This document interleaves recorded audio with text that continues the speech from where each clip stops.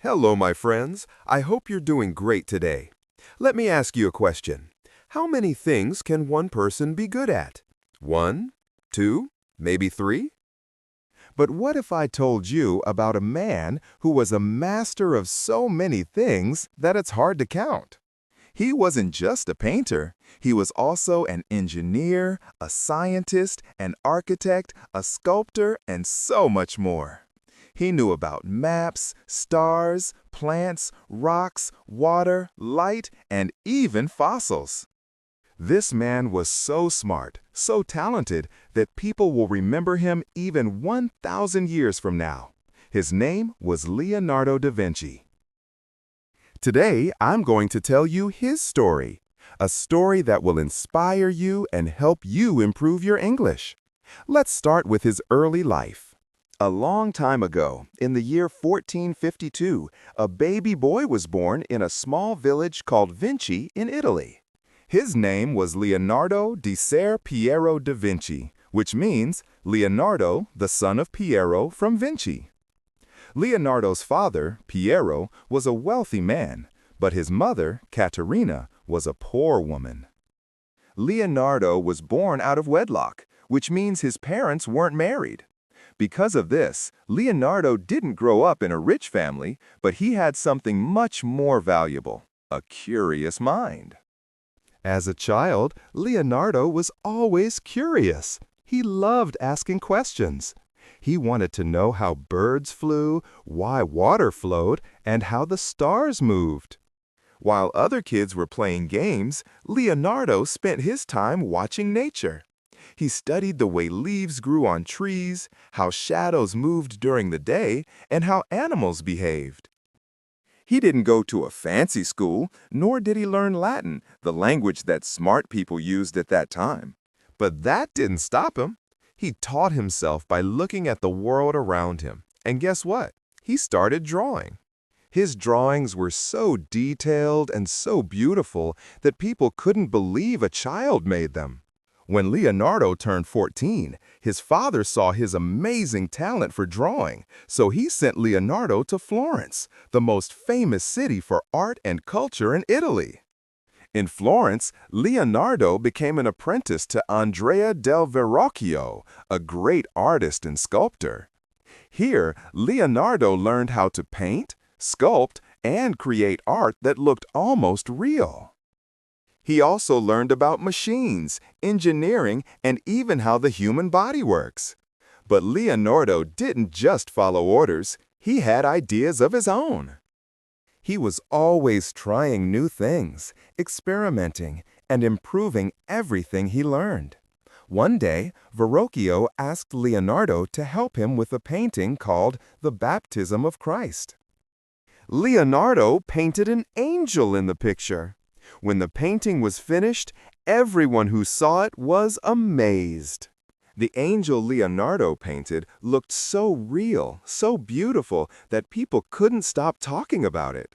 In fact, it was so good that Verrocchio decided to stop painting forever because he thought Leonardo was better than him. When Leonardo was still young, he started to show something very unusual. He could draw and write at the same time. But here's the catch. He wrote backward. His writing was like a mirror image, and you had to hold it up to a mirror to read it. Some people thought he did this because he wanted to keep his notes secret, while others believed it was just more comfortable for him since he was left-handed. Leonardo wasn't just drawing pretty pictures. He was creating art filled with details that most people didn't even notice in real life. He loved sketching things like plants, birds, and even machines that he imagined. He wanted to understand how everything worked. In 1473, something amazing happened. At just 21 years old, Leonardo created his first known artwork, a sketch called Arno Valley Landscape. This was not just a simple drawing. It was a detailed view of the Arno River and the surrounding countryside. You could see mountains, trees, and the gentle curves of the land. But what made this sketch so special was how realistic it looked. It was like seeing the world through Leonardo's eyes, so clear, so alive. Why is this sketch important? Because it showed how Leonardo was different from other artists. He didn't just draw what he saw, he added depth, movement, and feeling. Even a simple river became a masterpiece in his hands. Leonardo's mind was always working. He wrote down everything he thought about, from how birds fly to how the human body works. But, as I told you earlier, he wrote in reverse. Imagine this. You're reading his notebook, and it's like a treasure chest of ideas. He sketched flying machines, bridges, and even designs for weapons. People today still wonder, how could one man think of all this? He also wrote about nature. For example, he would look at a tree and explain why its branches grow in a certain pattern. He studied water and drew sketches of how it moved when it hit rocks or flowed into a stream. Here's something you'll love. Leonardo didn't see a difference between art and science. To him, they were the same. When he painted a bird, he didn't just draw its feathers, he studied how its wings moved. He wanted to know why birds could stay in the air. He even wrote ideas for flying machines that looked like giant bird wings. One of his notes said, "Once you have tasted flight, you will forever walk the earth with your eyes turned skyward." Even though airplanes wouldn't be invented for hundreds of years, Leonardo was already dreaming about humans flying. Back in Florence, Leonardo continued working with Verrocchio. People started talking about him. They said, "This young man is not just an artist, he's a genius." Leonardo loved drawing faces. He had a special gift for showing emotions in his paintings. A smile wasn't just a smile. It could be happy, shy, or mysterious.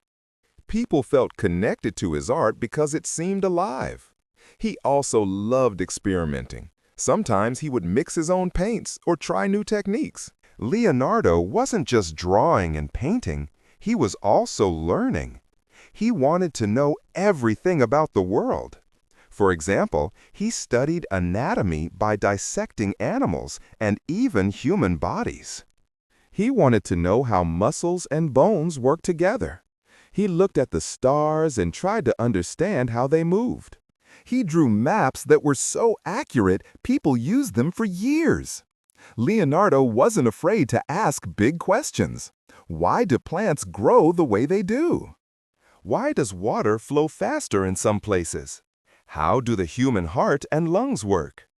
Around this time, Leonardo started making sketches for inventions that no one had ever seen before. He drew designs for 1. Flying machines. He imagined a device with wings like a bird that could carry a person into the air. 2. Bridges. He designed lightweight bridges that could be built quickly for armies to cross rivers. 3. Weapons. He even thought of ideas for war machines like giant crossbows. Leonardo didn't just want to create things, he wanted to improve the world. By the time Leonardo reached his mid-20s, people in Florence knew his name.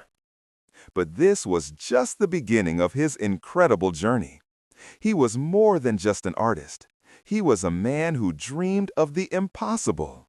His ability to mix art, science, and engineering made him unique. He didn't just live in his time, he was far ahead of it. As Leonardo's fame grew, rich and powerful people started asking him for work. One of his biggest supporters was Lorenzo de' Medici, the ruler of Florence. Lorenzo sent Leonardo to Milan in 1482 to work for the Duke of Milan, Ludovico Sforza. Now, why did Ludovico want Leonardo? It wasn't just for paintings. He wanted Leonardo to design weapons, build fortresses, and create machines for his army. Leonardo wrote a letter to Ludovico listing all the things he could do. He mentioned building bridges and war machines, creating cannons and weapons, and designing new buildings. At the end of the letter, Leonardo casually added, Oh, and I can paint too. This shows us how versatile Leonardo was. He didn't just see himself as an artist, he was a problem solver, an inventor, and a scientist. In Milan, one of Leonardo's most famous works came to life, The Last Supper. This painting is a masterpiece that still amazes people today. The painting shows Jesus and his 12 disciples at the moment when Jesus says, "One of you will betray me." Leonardo wanted to capture the emotions of each person in that moment. Look closely, and you'll see some disciples look shocked, others look confused or angry. Judas, the one who betrays Jesus, is holding a small bag of money and looking away. Leonardo used a special technique to create depth and make the scene look three-dimensional. But he experimented with the paint, and unfortunately, it started to fade soon after it was finished. Even so, The Last Supper remains one of the most famous paintings in history. While in Milan, Leonardo didn't just paint. He kept exploring science, engineering, and anatomy. He believed that to create perfect art, you had to understand what was beneath the skin. This is why his paintings look so realistic. He knew how the body moved and how light and shadow fell on it. In 1503, Leonardo began working on his most famous painting, the Mona Lisa.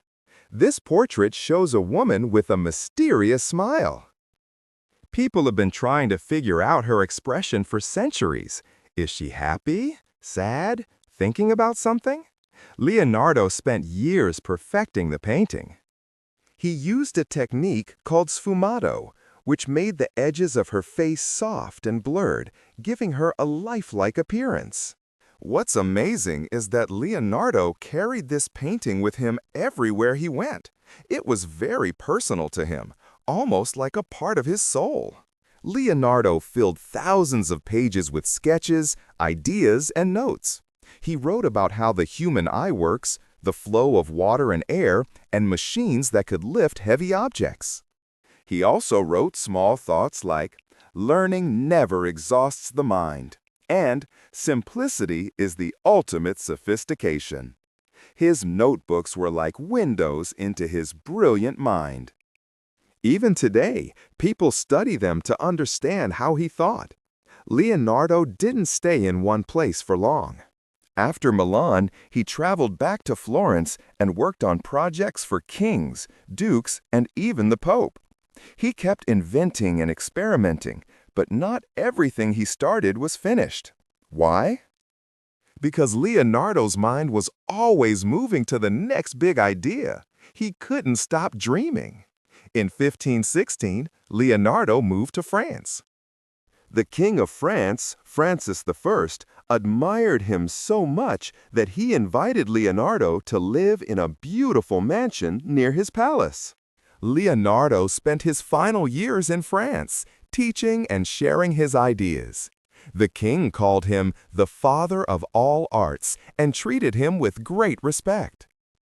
On May 2, 1519, Leonardo da Vinci passed away at the age of 67. He died with a notebook in his hand, still dreaming and sketching until the very end. Leonardo da Vinci wasn't just a painter or a scientist. He was a man who showed us that curiosity and hard work can lead to greatness. He taught us to never stop learning and to see the world with wonder. Even 500 years later, his art, ideas, and inventions continue to inspire millions. Leonardo da Vinci's genius extended beyond his paintings. His curiosity about the world, his scientific observations, and his unmatched creativity left a mark on history that remains unshaken. One of Leonardo's most remarkable works is Salvator Mundi, which means Savior of the World. This painting shows Jesus Christ holding a crystal orb in one hand, symbolizing the universe, while making a blessing gesture with the other hand. Why is it so special? Salvator Mundi isn't just a painting. It's a masterpiece of divine and human connection. Leonardo's skill in creating lifelike details is clear in Jesus' serene expression, flowing hair, and glowing eyes. The crystal orb is painted so realistically that it seems to capture and bend light. After Leonardo's death, Salvator Mundi disappeared for centuries. It was rediscovered in 2005, but some experts debated whether it was truly Leonardo's work. Eventually, after much research, most agreed it was authentic. In 2017, Salvator Mundi was sold for $450 million. $3 million, making it the most expensive painting ever sold. This shows the immense value people place on Leonardo's genius. Did you know that one of Leonardo's handwritten notebooks, the Codex Leicester, was sold to Bill Gates in 1994 for a whopping $30.8 million? This notebook contains Leonardo's thoughts on science, especially about water and how it flows. He wrote about rivers, waves, and even how erosion shapes the land. The Codex Leicester isn't just a notebook, it's a window into Leonardo's brilliant mind. It shows how he observed the world and tried to understand its mysteries. Today, Bill Gates occasionally displays it in museums so that people can see and learn from it. Leonardo was ahead of his time in many ways, including his compassion for animals. He believed animals had feelings and intelligence, just like humans. Leonardo often refused to eat meat because he didn't want to harm animals. He once wrote, "The time will come when people will look on the murder of animals as they now look on the murder of men." Leonardo hated seeing birds in cages. Whenever he passed a market where birds were sold, he would buy them and set them free. This shows his deep respect for all living things. Leonardo da Vinci wasn't just an artist. He was a scientist who loved to ask questions about the natural world. One of his questions was, why is the sky blue? Leonardo discovered that the sky appears blue because of how sunlight scatters through the air. He wrote about how tiny particles in the atmosphere spread the blue light more than other colors, making the sky look blue to our eyes. Remember, this was centuries before modern science explained the same thing. Leonardo's observations were incredibly advanced for his time. Leonardo was fascinated by the human eye. He called it the window to the soul. Leonardo studied how the lens in the eye bends light to create images. He made detailed sketches of the eye and described how it works, paving the way for future discoveries in optics. For Leonardo, understanding light wasn't just about science. It was about making his art better. By studying light and shadow, he learned how to make his paintings look incredibly real. Even though Leonardo was a genius, he also had a playful side. He loved jokes and riddles. In his notebooks, you'll find funny sketches like a man with a huge nose or a silly invention that served no real purpose. For Leonardo, laughter was another way to explore life. He believed in balancing hard work with moments of joy and curiosity. Leonardo da Vinci wasn't just a man. He was a phenomenon. Even after centuries, his name shines as brightly as ever. He achieved so much in his lifetime that it feels almost unbelievable. But what made him extraordinary wasn't just his talent, it was his curiosity, his passion for learning, and his determination to leave the world a better place. In this final chapter, let's dive into how Leonardo da Vinci's legacy continues to inspire us and what lessons we can learn from his incredible journey. As Leonardo lay on his deathbed on May 2, 1519, surrounded by those who admired and respected him, he is said to have spoken his last words, "I have offended God and mankind, because my work did not reach the quality it should have. These words show Leonardo's humility. Even after achieving so much, he believed there was more he could have done.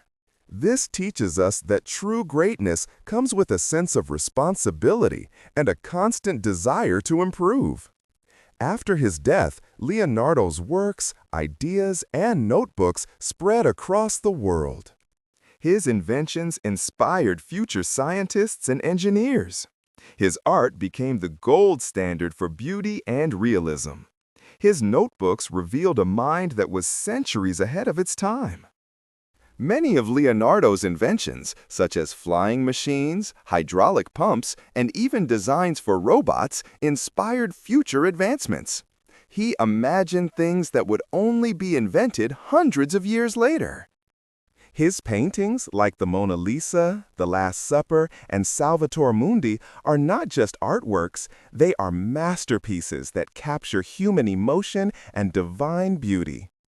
They continue to attract millions of people to museums and exhibitions. Leonardo taught us to observe the world closely. He believed that nature was the ultimate teacher. His studies of water, light, plants, and the human body revealed truths that modern science later confirmed.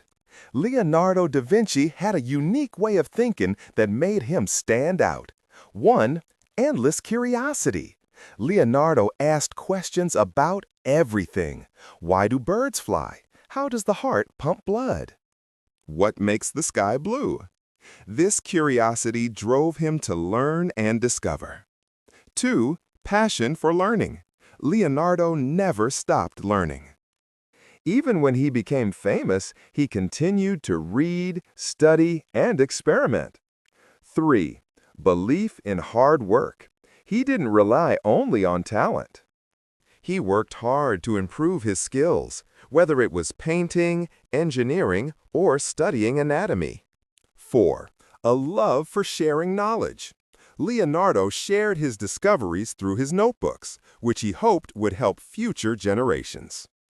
Leonardo da Vinci's life offers valuable lessons for anyone who wants to achieve greatness. Be curious. Never stop asking questions. Curiosity is the first step toward discovery. Learn new things. Don't limit yourself to one subject. Explore different areas of knowledge. Who knows, you might find a hidden talent. Work hard. Talent is important, but hard work is what turns dreams into reality. Don't fear failure. Leonardo's inventions didn't always work, but he never gave up. He saw failure as a step toward success. Stay humble. Even though he was a genius, Leonardo remained humble. He believed there was always more to learn. His grave became a place of pilgrimage for those who wanted to honor his genius. In science, scientists still study his notebooks to understand his ideas. His sketches of flying machines inspired the development of airplanes. In art, his techniques in painting, like sfumato and realistic proportions, are still taught in art schools worldwide. Leonardo's belief in endless learning and curiosity reminds us that we can always grow, no matter where we start.